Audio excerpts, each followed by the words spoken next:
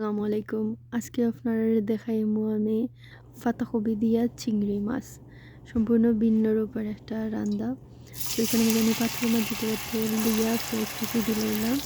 পেঁয়াজটাকে একটু ব্রাউন করে হালকা ব্রাউন করার পর্যায়ে আমি কাঁচামরিচ দিলাইমু। কাঁচামরিচ কতটা মাঝখানে কাটিয়া আমি দিলাইমু। And then I'm going to do some পেঁয়াজ কাটা দিচ্ছি।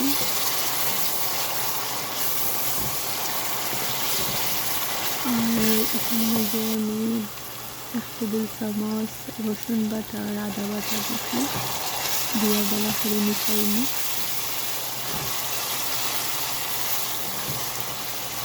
মিশানোর বাদে আমি এখানে মধ্যে 1 টেবিল চামচ লবণ, মরিচ, হলুদ, ধনিয়া, জিরা হাফ টেবিল চামচ দিয়ে সবগুলো মশলা একসাথে মিশাই নিই আমি ভালো করে।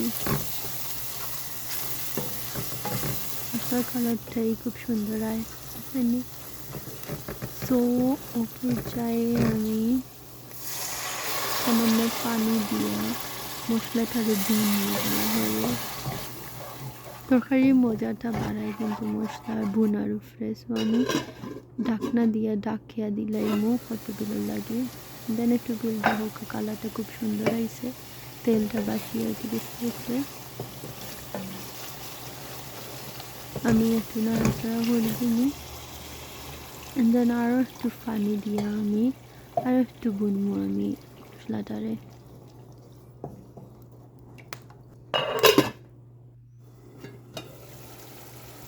এখন আমি ঢাকনাটা তুলিয়া আমি পাতাকপি দিলাম।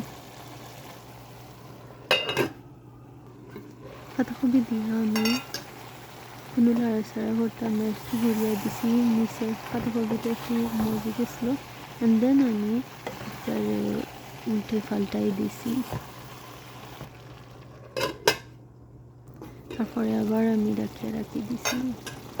এরকম পাতাকপিতে কিন্তু পানি বাড়াইছে, আমি কোনো এক্সট্রা পানি দিছি না এখানে। নাড়াচাড়া করে দেওয়ার পরে পর্যায়ে আমি পানি দিয়ে পাতাকপিটারে গলাইমু, সিদ্ধ হরমু। আর পরের স্টেপও আমরা যাইমু গিয়ে আমরা চিংড়ি মাছ লইছি বাড়িটিকে ধইয়া টইয়া আমি কারো মাঝে একটু চিংড়ি মাছের ফ্রাই করমু লবণ মরিচ আর হলুদ দিয়ে।